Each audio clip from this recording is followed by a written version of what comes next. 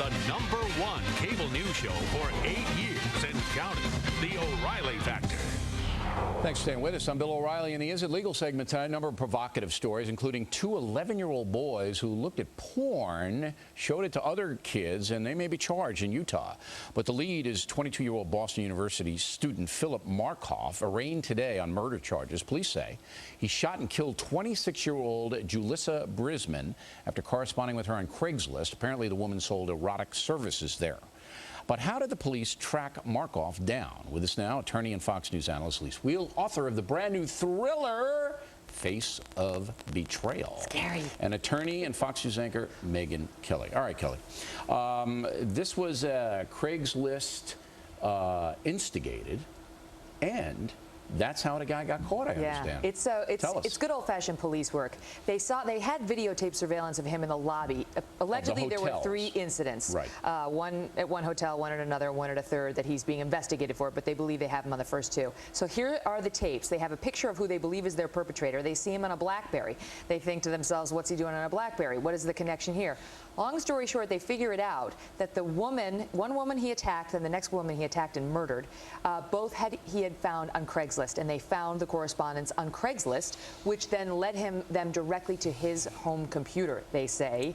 And when they then got a search warrant. How can they do that, though? Do you know how they get the URL, you know, the little address that your correspondence came from? You're talking to O'Reilly. All of those are registered. He doesn't understand any of this stuff. If you ever went on the internet, you would see, and you email somebody. All right, so if you go to Craigslist or any of these other dopey things. Your computer has an identifier. Okay, and the cops can go in, Wheel, and they can trace it back to you. And so they knew, A, that this woman advertised on Craigslist. Right. Then they looked down on everybody who had been associated with her on that internet site. Exactly. His name popped up. They already knew who he was, because you can't convict somebody because you have a picture of them in a hotel. Well, they didn't know who he was. They knew the identity of where he was in Quincy, Massachusetts. So then with that identity from the URL, they were able to go and do old-fashioned they ran him through, and then bang, his picture comes up, and it's the same guy. And sit outside the house and watch him. So he's toast. This guy, they got him. They've got great evidence. Right, and then they got the gun. Everybody's saying they've got the gun. They did a search. They've got a lot of stuff on him. Of course, it's the same old story. The neighbors, the fiance, everybody is saying, what? All right, well, this we guy? don't care what they say. No, I think it's fascinating what the fiance says. Listen, it is fascinating. The fiance says, oh, he's a great guy. He couldn't have possibly done this. But how many times have you heard that?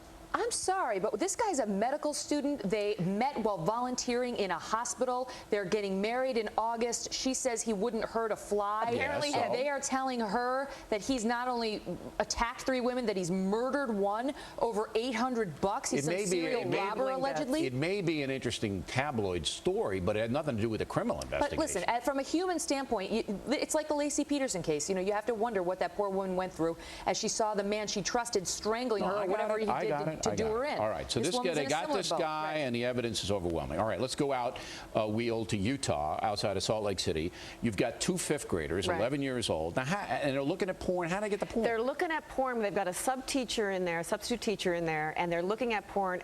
The teacher can't even get access. On the classroom computer? In the classroom computer. Look, I've got an 11-year-old daughter. These boys show to the classroom this stuff. Don't outrun your coverage here, first of all. So they're sitting in a classroom in the 5th grade in Utah. With a sub-teacher. They have access to computers. They dial up porn. They get it. And they show it to the whole class. To everybody. And the teacher doesn't even have access to this. Isn't there blocks or anything you put on the blocks didn't work. There are blocks, but they didn't work. Blocks didn't work. Yeah. They say do you believe that? Yeah, I do believe that. They say, listen, the blocks are only as good as the last minute, because the people who put porn on the internet are always finding ways around the blocks. What you ladies are saying to the audience here is that if a kid has access to a computer, he can get porn or she can get porn no matter what. It's dangerous, but let me tell you what this school had done to protect against that. Normally, the teacher can see all of the screens that the students are working on, but this teacher was a substitute teacher and didn't really know the system. So the school had a backup in place. It didn't work. That these 2 11-year-olds should be charged. I don't think they should be charged. No, but I think the school is looking at liability. And,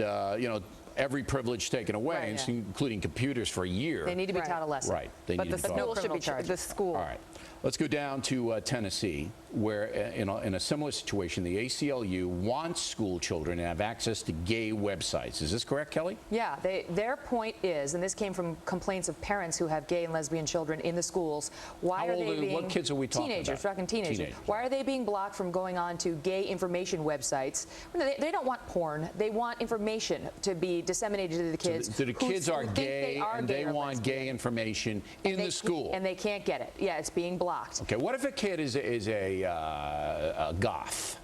You know what a goth is? Yeah, I think so. Yes, I do. Is it appropriate for the school to let the kid go to the goth website on school time? Is that appropriate? It depends on what the bans in place are, but I don't see any problem with the ACLU's request. You don't see that? No, I don't, because listen, it would be the same. It would be the same thing as if they said no access to any sites about black people and no access to sites about Jews. And definitely no access to sites about women. Oh, yes. No, she's disagreeing. All right, let Wiehl jump in here. If we can't have fifth graders have access to porn and other sexual provocative material, then we can, on the other hand, say, well, you should have access to gay material. I don't want sex in the school. I don't want way sex too broad in the schoolroom at all. I agree with Wiehl except here. in the health class. Sex is one thing. Gay and lesbian materials is another. No, Let us not. No, it's not appropriate for the school. I'm a former teacher, okay? And if a kid in my class said, look, I want to go to the Playboy Mansion site because I'm a heterosexual, even if there weren't any, topless photos, he just wanted wanted to see the mansion where Hef lived. I said, no, this is school. Right. If you want that, go home and get it. It's not in the classroom, Bill. They have computers that they can access anywhere in the school grounds, Kelly. No, listen.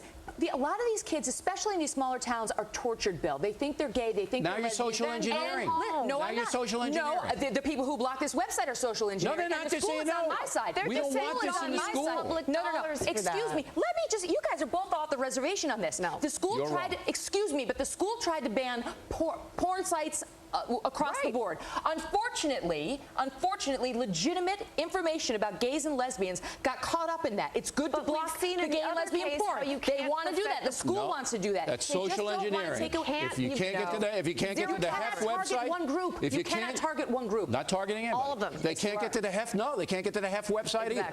So that's it. You're wrong. I love it when she's wrong. All right.